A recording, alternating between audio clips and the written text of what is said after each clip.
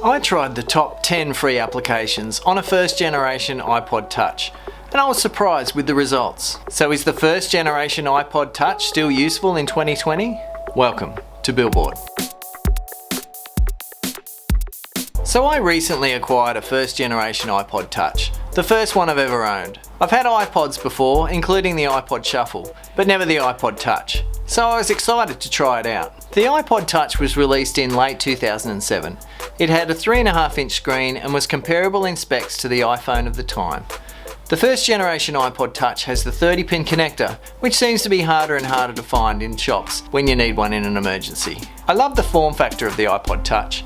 It does feel like a pleasant size for a device, and the super shiny chrome is very satisfying if you're like me and like bright shiny things. So I did a complete wipe and set it up as a brand new device. The first thing I noticed was that after a clean wipe, you need to connect this thing to a computer for it to activate. Activation doesn't take long, but you forget how annoying this seemingly unnecessary step was. Sadly, the second thing I noticed was how many things didn't quite work properly. iTunes would crash every time I opened it, YouTube didn't want to connect, and Safari seemed to struggle with almost every website. It's worth noting that the iPod Touch is only capable of being upgraded to iOS 3.1.2, so it really does have that retro feel, especially as you find yourself going back to the days of skeuomorphism. Anyway, it got me wondering, how useful is the iPod Touch in 2020? And by usefulness, I was thinking about performance, usability, and the ability to run the latest or most commonly used apps. I decided to test this out by attempting to install and run the top 10 free apps from the App Store, as well as some commonly used ones such as Netflix and Minecraft. Let's get started.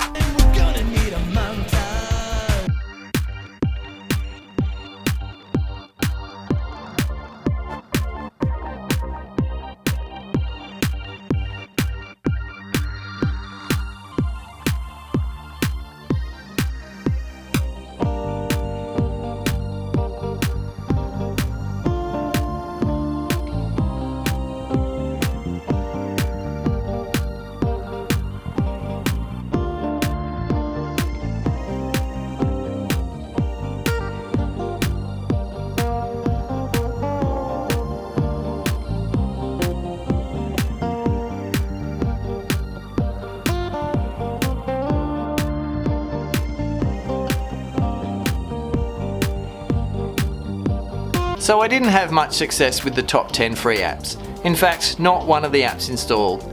So I don't think this is going to help much with contact tracing of the coronavirus. So I thought I'd test another couple of famous and commonly used apps. First up, let's see if we can get Minecraft up and running. No, although if you already had access to an older version, would that install? Let me know in the comments. And let's check out the always popular Netflix.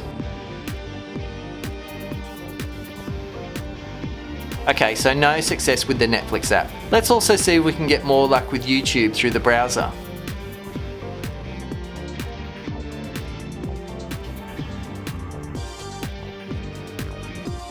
Doesn't look like it's going to happen. And what about a graphically and bandwidth intense site like The Verge?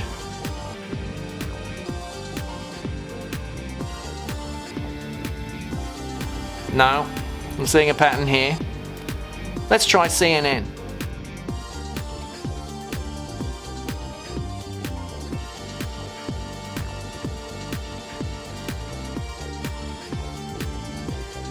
Okay, it kinda works, but only just. So what about the Apple apps? Did they fare? iTunes kept crashing, but the photo app seemed okay and so did email. And of course, don't expect to be using FaceTime on this old beastie. So is the first generation iPod Touch still useful in 2020? Well, useful is not really the word I would use. Cool, nostalgic, and collectible are probably more relevant words. As with many older Apple devices, they just get more collectible amongst enthusiasts with time. And I don't know if there are even many first generation iPod Touches around. Now I know I had trouble getting iTunes working, but it did actually work before I wiped the device clean. and there's probably a way to get it working again. One cool feature of the older iPod Touch models, as well as the older iPhones, is the 30-pin connectors. They often still work nicely with some car stereos and some other hi-fi devices that have iPod connectivity built in. Do you know what else is useful? And you don't find that in modern iPhones. the ability to easily plug a headphone jack straight in. In general, this is not as useful or as functional as something like an iPhone 4. There are probably even Android devices in your box of cereal that have more functionality. But if you want a fun, collectible little device that will look great sitting on your shelf, then the first generation iPod Touch is a little beauty. Do you have a first generation iPod Touch? What do you think of yours? Let us know in the comments. Thanks for watching, and if you like these videos, please give a thumbs up. And it's always great to see new subscribers.